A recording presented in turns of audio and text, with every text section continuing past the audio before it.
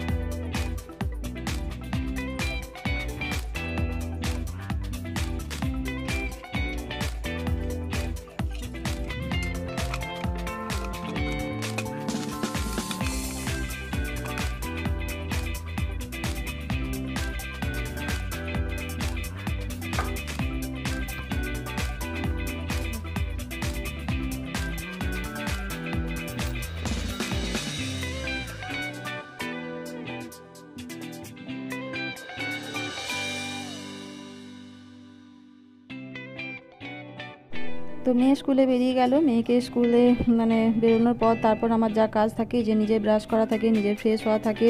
Brush টাশ করার পর নিজে একটু গরম জল খাই, সেসব খাওয়া হয়ে গেছে। আমার থাইরয়েডের ওষুধও খাওয়া হয়ে গেছে। এরপর ও টিফিন করার পর যেগুলো রান্নাঘর নোংরা হয়ে থাকে সেগুলো একটু পরিষ্কার করে নিতে হয়, কারণ এরপর আমার চা করব, নিজের টিফিন বানাবো ঘরে, তো সেইগুলোই করা থাকে। তো সেই জন্যই একটু এইগুলো পরিষ্কার করে নিচ্ছি। আর সকালে ঘুম থেকে উঠেই বুঝতে পারছো, প্রথমেই রান্নাঘরে আসতে হয়। তারপর এখন তো এই যে মেয়ের স্কুল খুলে গেছে, একটু সকালে উঠতে হচ্ছে। তো সেজন্য একটু ধীরে সুস্থেই কাজগুলো করি, খুব বেশি তাড়াহুড়ো করি না, কারণ সকাল থেকে উঠেই একদম দৌড়াদৌড়ি করতেও পারি না। আর ছেলেও ঘুমোচ্ছে, খুব বেশি আওয়াজও করা যায় না, বুঝতেই পারছো। সেজন্য যে যা জিনিস রাখার সেগুলো আস্তে আস্তে করে রেখে দিচ্ছি। ফাউটিগুলো এগুলো আগে এখানেই রেখে দিলাম, এখন এগুলো সরিয়ে রেখে দিই, চাটা করে নিই। তারপর আস্তে আস্তে ধীরে সুস্থে রান্না বান্নার চিন্তা থাকবে। সকালে উঠে নিজের আগে 1 কাপ চা নিয়ে একটু নিজেকে সময় দিই। সেই সময়টা নিজের ভাবনা চিন্তা মানে নিজের সংসারের চিন্তা থাকেই, কি টিফিন হবে, কি রান্না হবে। এখন একটু বাবার দিকেও চিন্তাটা থাকে, সকালে উঠে বাবা কি করছে, বাবা কেমন আছে। তো এখন চেষ্টা করি সকালের দিকে একবার করে যখনই সময় পাই ফোন করার। তো বাবা এখন ভালোই আছে, দুবেলা করে খোঁজ নিচ্ছি। তো চাটা করে নিই, চলো। এরপর যা কাজ থাকে সেগুলো তো তোমরা দেখতেই থাকবে। ভিডিওটা শুরু করে দিয়েছি, আশা করি তোমাদের ভালো লাগবে।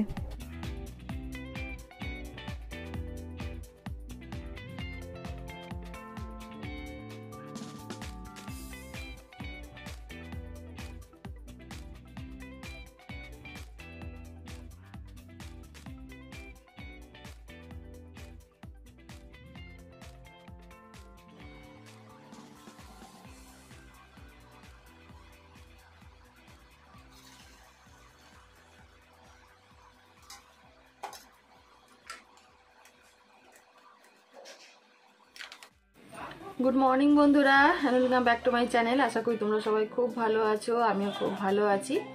1 কাপ চা নিয়ে সকালের থেকে ভিডিওটা শুরু করেছি। সকালেই দেখলে মেয়ের আগে এক্সাম আছে, আজ থেকে স্টার্ট হলো। ওদের স্কুল স্টার্ট 3 তারিখ থেকে হয়ে গেছে, যেহেতু 7 তারিখ থেকে এক্সাম, সেই জন্য ওদের আজ থেকে ওরা গেল। তাই একটু টেনশনও আছি, টেনশন নয় প্রিপারেশন আছে, তাও একটা পরীক্ষা, বুঝতেই পারছো। বাচ্চাদের পরীক্ষা থাকলে মায়েদের টেনশন তো থাকেই। চায়ের ধোঁয়াটা দেখতেই পাচ্ছ, চাটা খাবো এবার। আর রান্নার এখনও সেরকম কিছু ভাবিনি কি আছে। বাড়ি থেকে নিয়ে এসেছিলাম, আমাদের ঘরের এতে বাগানে হয় পালং শাক, মূলো শাক, অনেক কিছু শাকসবজি হয়। তো সেখান থেকে নিয়ে এসেছিলাম পালং শাক, মূলো শাক, সিম, এগুলো নিয়ে এসেছিলাম। কালকে পালং শাক করেছিলাম, আজকে ভাবছি মূলো শাকটা করে দেবো। আর সিম আছে, মাছ টাছ মধ্যে কিছুই নেই, দেখা যাক কী করা যায়। কালকে হাঁস ডিম করেছিলাম, তো আজকে এখনও সেরকম ভাবিনি। মূলো শাকটা তো ভাজা করবোই, আগে চাটাগুলো খেয়ে নিই। আর টিফিনে একটু কী করবো সেটাও এখনও ভাবিনি। ব্রেড আছে, যদি খাই তো তাই দিয়ে দেবো, দেখা যাক। তো আগে চাটা খেয়ে নিই, আর ছেলেও এখন ঘুমোচ্ছে, তারপর তার রান্না চিন্তা সমস্ত কিছুই করব। আবার চেনা রুটিনে অনেকদিন পর তোমাদের কাছে। চলো ভিডিওটা শুরু করে দিয়েছি, তোমরা দেখতে থাকো, আশা করি তোমাদের ভালো লাগবে।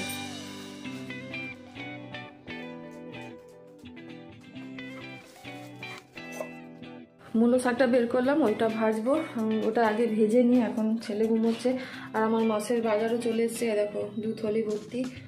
ওটা যেমনকে তেমন রাখা আছে, আমি ছিলাম না তখন এসছে। তো যাই হোক, ওগুলো তো পরে সন্ধ্যাবেলায় গুছিয়ে নেবো। আর চালের বস্তা যা ছিল আমি আসার পর ওগুলো গুছিয়েছি। নিজের বাইরে গেছিলাম, তার জামা কাপড় থাকে ব্যাগ ভর্তি করে, সেগুলো গোছানো হলো। মানে পরপর অনেকগুলো কাজই গুছিয়ে রাখা হয়ে গেছে। বাদ বাকি মাছের বাজারটা আছে, ওইটা গোছাবো। ওইগুলো এখন সন্ধ্যে ছাড়া তো আমার হবে না সময়, সকালের দিকেই রান্নার ঝামেলা থাকে, এগুলো হয় না।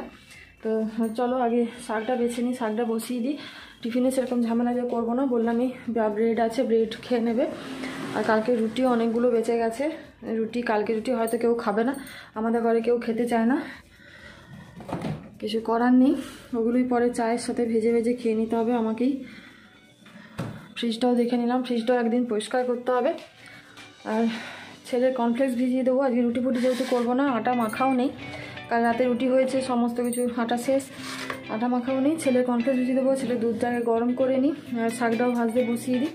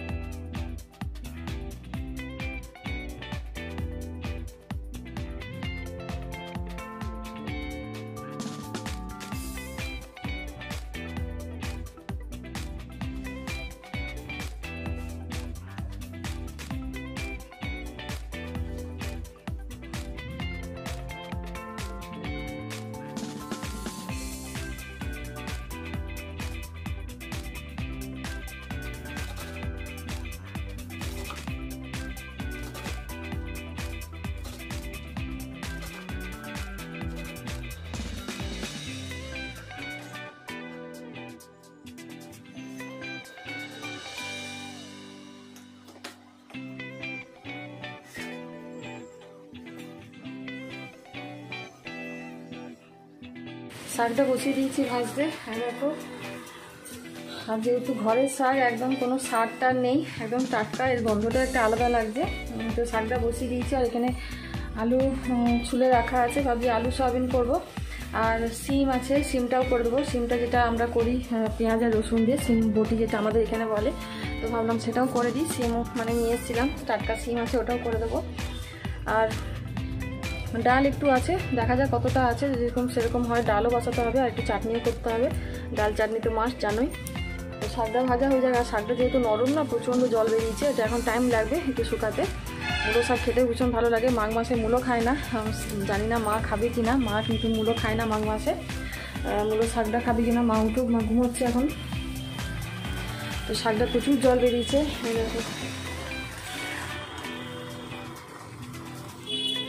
এটা অর্ডারেও যাবে। আপাতত 3 জনের অর্ডার আছে, এরপর মাছ ডিমের অর্ডার থাকলে আবার মাছ ডিম সেগুলোও করতে হবে। আলুটা ছুলে কাটা আছে, চলো সয়াবিনটাকে সেদ্ধ বসিয়ে দিই।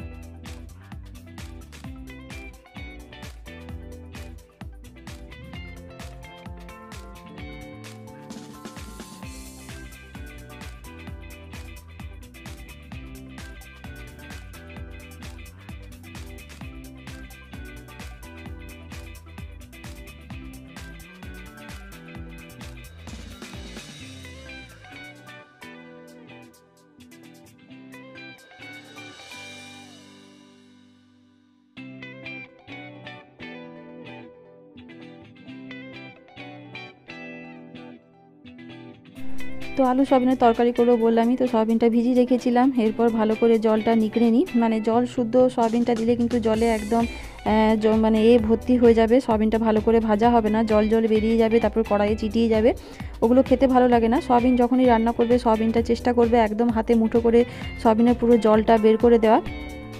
আমি ওভাবেই করি, এতে সয়াবিনটা ভালো ভাজাও হয়ে যায়, খেতেও টেস্ট হয়। সয়াবিন কিন্তু ভালো করে ভাজা না হলে মোটে আলু সয়াবিনের তরকারি খেতে ভালো লাগে না। আর এখানে দিতে পারছো সয়াবিনটা ভেজে তুলে রেখে দিয়েছি, এরপর আলুটাও ভেজে আলাদা করে ভাজলাম। তারপর মশলা দিয়ে, যেমন মশলা থাকে ডিমের ঝোল, মাংসে যেমন মাংস টাংস যেমনই হয়, পেঁয়াজ রসুন আদা জিরে আর এই যে কাশ্মীরি লঙ্কার গুঁড়ো দিলাম দেখতেই পেলে। তো মশলা কষে তারপর লাস্টে সয়াবিনটা দিয়ে আর একটু ঝাল ঝাল করে করব, কাঁচা লঙ্কা দেবো, যেহেতু মা আলু সয়াবিনটা খায় না সেহেতু একটু ঝাল দেবো। এই যে কাঁচা লঙ্কা দেখতেই পেলে 4-5টা কাঁচা লঙ্কা চিড়ে নিয়েছি।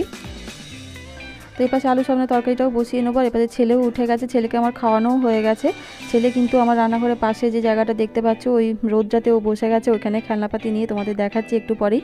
তো ওই খেলনাগুলো নিয়ে ওই রোদ্রাতেই বসে আছে। আর আমার ছেলেকে কদিন পড়ানোর একটু ফলও তোমরা দেখতে পাবে, ও অক্ষরটা মোটামুটি মানে চিনেছে, লেটারগুলো।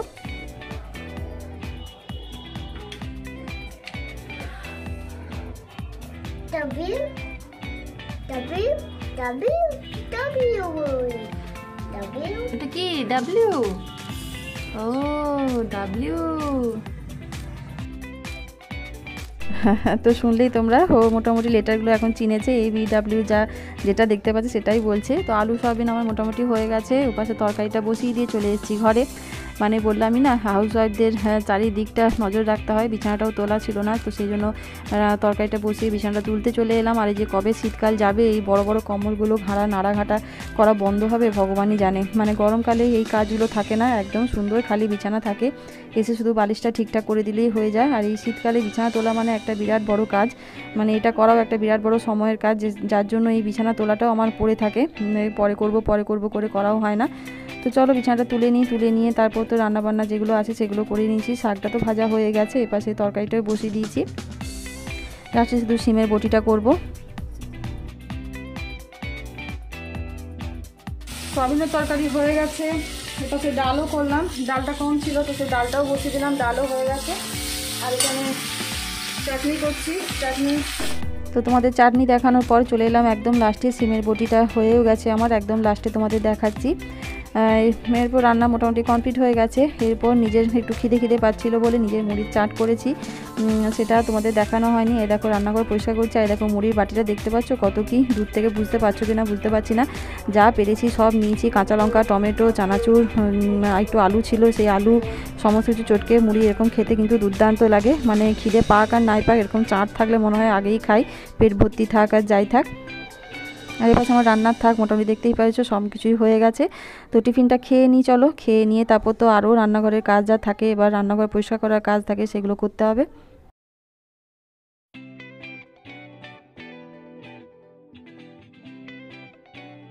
রান্না কমপ্লিট হলো, ভাতটা বসালাম, এরপর বেসিন ভর্তি বাসন, এগুলো মাজতে হবে।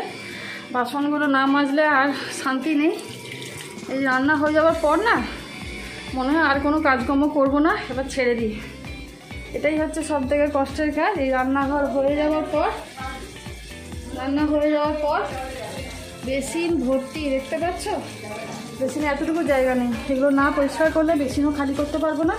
আর আমার অবস্থা দেখো, পুরো রাক্ষসীর মতো লাগছে, চোখ মুখ একদম চুল ফুল আচ্ছাদনি।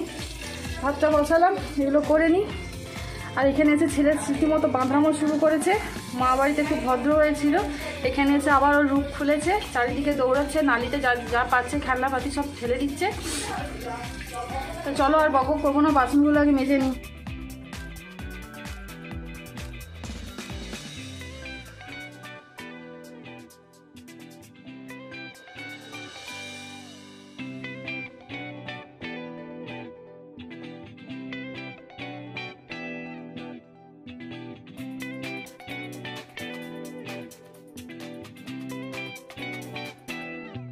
ছেলের গরম জল বসালাম, এবার ছেলেকে স্নান করাবো। এই রান্না টানার পরের যা কাজ, আমার বাসন টাসন মাজা হয়ে গেছে, এই যে ভাতের জল ফুটছে, এটা সরিয়ে দিলাম ওই জন্য।